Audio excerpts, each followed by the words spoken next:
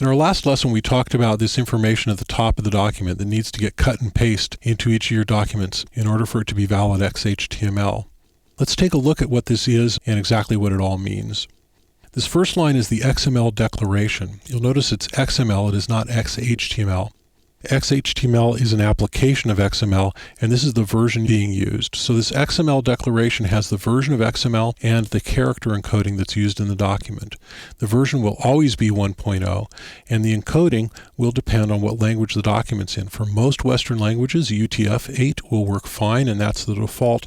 If you're using a language that uses different types of characters than Western languages, like for instance Japanese or Chinese or Russian, that use a different set of characters, then you may want a different character encoding.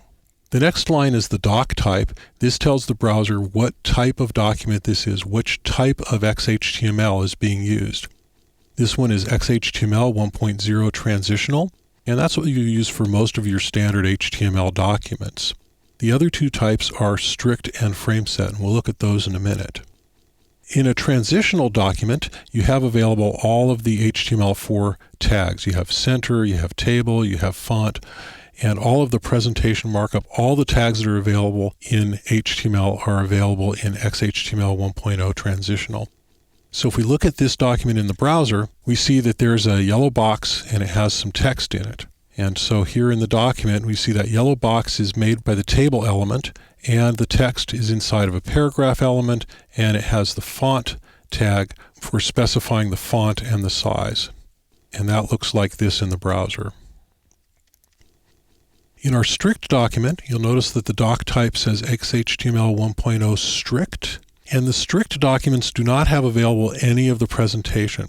The center tag is not there, the table tag is not there, the font tag is not there. All of these things have to be done with style sheets.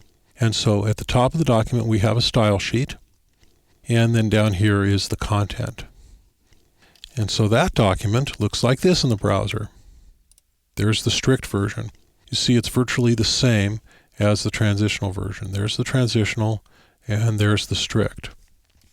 You can accomplish the same things with style sheets that you can with the tables and the fonts. Finally, the frame set document is for documents that have frames, and we'll cover frames in more detail in a later lesson. But in a nutshell, you have 3 frames available. Frame source equals red, yellow, and blue HTML. And that looks like this in the browser.